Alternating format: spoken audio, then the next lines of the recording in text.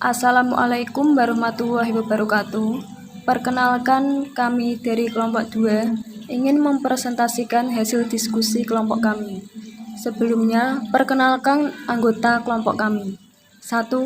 Novita Ayu Fitria, NIM 2020122019. 2.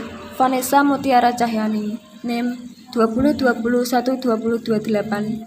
3. Alfiatun Nikmah, NIM 20201230. 4. Rizky Amalia Sufa, NIM 20201239.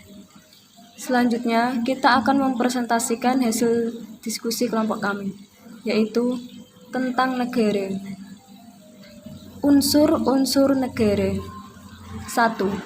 Penduduk. Penduduk merupakan warga negara yang memiliki tempat tinggal dan juga memiliki kesepakatan diri untuk bersatu.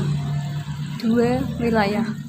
Wilayah adalah daerah tertentu yang dikuasai atau menjadi teritorial dari sebuah kedaulatan. Wilayah adalah salah satu unsur pembentuk negara yang paling utama. 3. Pemerintah yang berdaulat. Kedaulatan artinya kekuasaan tertinggi. Maka pemerintahan yang berdaulat artinya pemerintah yang mempunyai kekuasaan tertinggi, tidak berada di bawah kekuasaan lainnya. Asal-usul negara berdasarkan kenyataan karena sebab-sebab berikut ini. 1. Okupasi atau pendudukan, yaitu suatu wilayah yang diduduki oleh sekelompok manusia.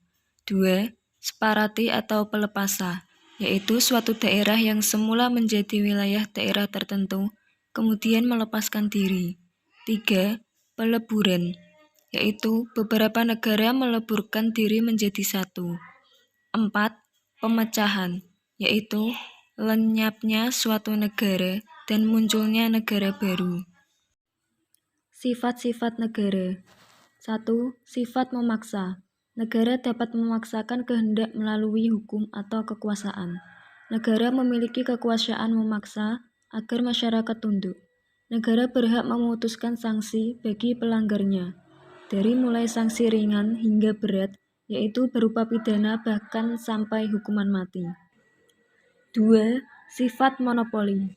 Sifat yang menunjukkan adanya hak dan kewenangan negara untuk mengelola atau menentukan sesuatu tindakan tanpa adanya hak atau kewenangan yang sama di pihak lain.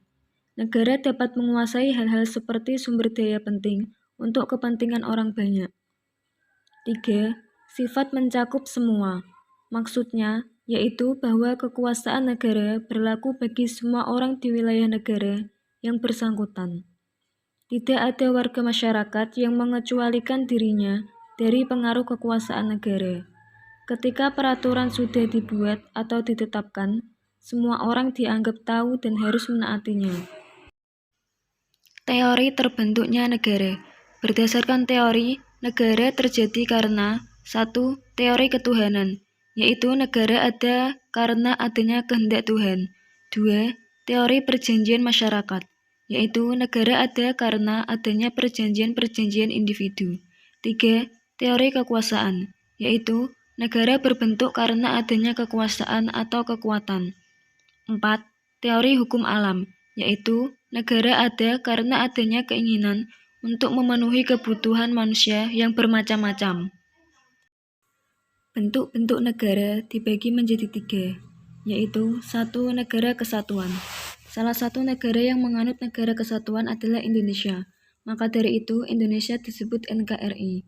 Negara kesatuan adalah negara yang pemerintah tertingginya dilakukan oleh pemerintah pusat yang memperlakukan peraturan berdasarkan undang-undang yang berlaku. Pemerintah pusat juga diberi hak untuk dapat melimpahkan kekuasaannya kepada daerah yang tingkatnya lebih kecil seperti provinsi dan kabupaten. 2. Negara federal. Bentuk negara ini sangat cocok untuk negara yang memiliki kawasan sangat luas, sehingga untuk melaksanakan semua pemerintahannya secara menyeluruh dengan baik maka dibutuhkan adanya pembagian pusat dari pemerintah pusat kepada unsur-unsur daerah di bawahnya seperti negara bagian, wilayah, republik, provinsi, dan lain-lain. Negara federal ini dikenal dengan nama bentuk negara serikat, contohnya Amerika Serikat. 3. Negara konfederasi. Bentuk negara ini adalah bentuk negara yang dibuat tidak permanen, karena adanya perjanjian antara negara yang berkonfederasi untuk tujuan bersama, yaitu untuk mempertahankan kedaulatan. Meski sifatnya sementara, namun dengan adanya kerjasama, maka masalah yang dialami negara-negara yang berkonfederasi itu bisa dicari solusi dan cepat terselesaikan. Selanjutnya, ada fungsi negara. Yang pertama, ada melaksanakan penertiban atau disebut dengan law and order. Fungsi ini sangat penting, terutama dalam mencegah bentrokan-bentrokan maupun pertikaian dan penyebab tawuran yang mungkin timbul dalam masyarakat.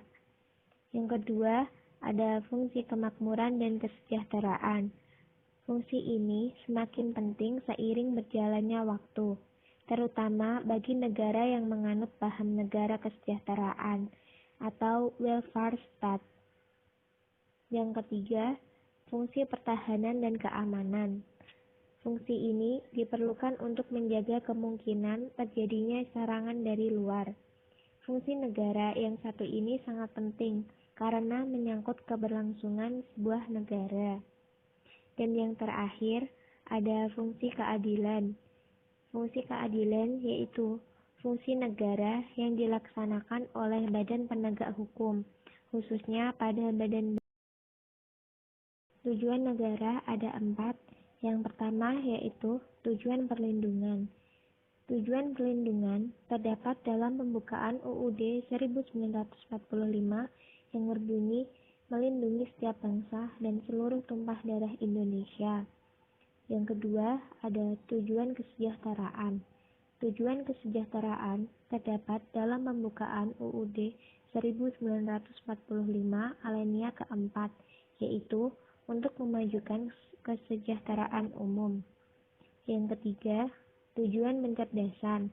Tujuan pencerdasan terdapat dalam pembukaan UUD 1945 alinea keempat, yaitu mencerdaskan kehidupan bangsa. Dan yang terakhir, ada tujuan perdamaian. Tujuan ketertiban dan perdamaian terdapat dalam pembukaan UUD 1945 alinea keempat, yaitu dan ikut melaksanakan ketertiban dunia yang berdasarkan kemerdekaan, perdamaian abadi, dan keadilan sosial. Sekian presentasi dari kelompok kami. Apabila ada kesalahan, mohon dimaafkan. Wassalamualaikum warahmatullahi wabarakatuh.